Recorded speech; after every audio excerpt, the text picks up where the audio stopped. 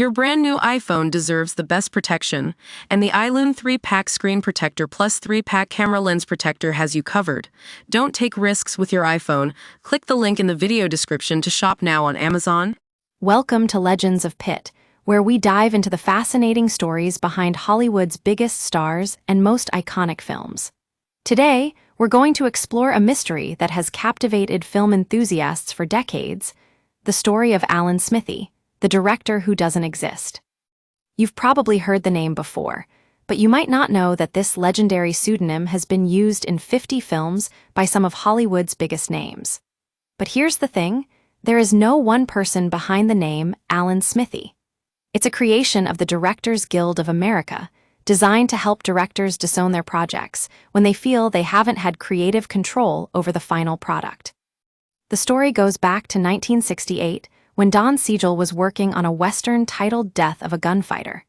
The lead actor replaced him mid-shoot, and Siegel felt that he hadn't been able to exercise creative control over the film. He didn't want his name associated with the final product, so the DGA came up with Alan Smithee, a name that would be used in similar situations. And guess what? The film received rave reviews, with Roger Ebert even praising director Alan Smithee for allowing his story to unfold naturally. Fast forward to the 70s and 80s, and you'll find Alan Smithee popping up again and again. In 1984, David Lynch disowned an extended version of his classic Dune, and Alan Smithee took over as director. 3 years later, Martin Brest did the same with his hit film Son of a Woman. Al Pacino won the Best Actor Oscar for his role, thanks to the efforts of Alan Smithee. And that's not all. Michael Mann disowned a TV cut of Heat, and Alan Smithee directed it instead. But what about Brad Pitt? You might be thinking, what about the actor who starred in Meet Joe Black? Well, folks, Brad Pitt actually starred in a film called Meet Joe Black, which was supposedly directed by, you guessed it, Alan Smithee.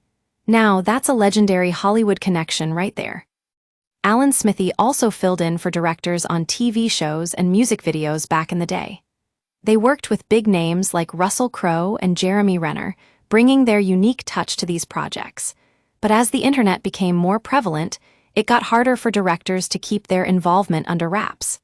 And that's when Alan Smithee's career slowed down. Today, we can take a look at the last film that used the Alan Smithee pseudonym, Old 37, a horror movie released in 2015. It might not be the most famous name in Hollywood history, but Alan Smithee is definitely one of the most intriguing.